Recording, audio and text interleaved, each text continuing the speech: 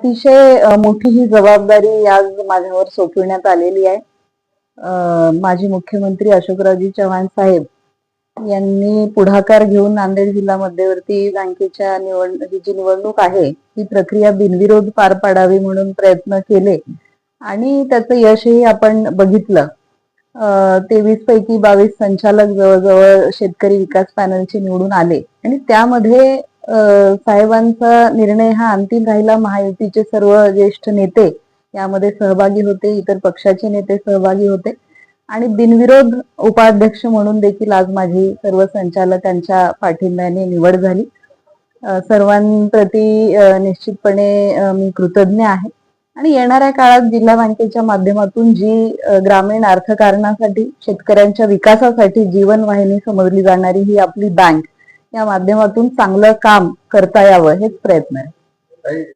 महत्वाचा मुद्दा आहे कारण आजही जी चर्चा झाली की नांदेड जिल्हा मध्यवर्ती बँकेवर पहिल्यांदाच एक महिला उपाध्यक्ष म्हणून पदाधिकारीची निवड झालेली आहे.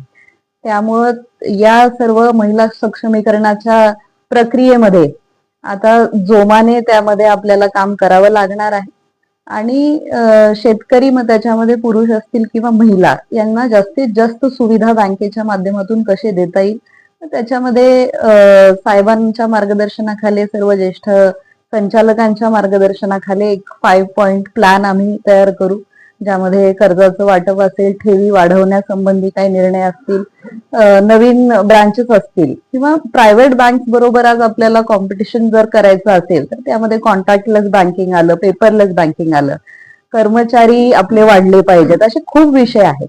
त्यामुळे हे काम करत असताना महिलांना पुरुषांना सगळ्यांनाच फायदा होईल अशाच पद्धतीचं आपल्याला काम करायचंय आणि जास्तीत जास्त महिला ग्राहकांना बँकेशी आपल्याला कसं जोडता येईल जेणेकरून महिलांना आपल्याला बँकेच्या माध्यमातून सहकार्य करता येईल हे देखील आमचे प्रयत्न राहतात. निश्चितच मी जे विषय म्हणाले की आज आपल्याला शेतकऱ्यांना ग्राहकांना सुविधा देत असताना अद्ययावत होणं अतिशय गरजेचं आहे. प्रायव्हेट बँकांशी कॉम्पिटिशन म्हणजेच आपलं सर्व्हिस जास्त चांगलं करणं आणि अशा पद्धतीने जेव्हाही कुठला सीझनचा पिरियड असतो त्यावेळेला आपल्याला आलेल्या माणसाला पटकन सुविधा मिळाली पाहिजे. यासाठी आपण जोपर्यंत कम्प्युटरायझेशन अद्यावत करत नाही, आपण पेपरलेस होत नाही, तोपर्यंत आपल्याला हे सगळं करता येणार नाही. आज बँकेचं डेटा सेंटर आहे, बँक कम्प्युटराइज्ड आहे, याला आणखी त्याचा आपल्याला प्रगत करता येईल जेणेकरून ग्राहकाचा वेळ वाचेल आणि त्यांना चांगली सुविधा मिळेल. याबद्दल आम्ही निश्चित प्रयत्न करू. निश्चितपणे आज अशोकरावजी चव्हाण साहेबांनी जी पत्रकार परिषद घेतली, आदरणीय खदगावकर साहेब अनेक वर्ष संचालक म्हणून अध्यक्ष म्हणून त्यांनी काम केलं. आज मंडळामध्ये चिखलीकर साहेबांसारखे ज्येष्ठ संचालक आमच्या बरोबर आहेत.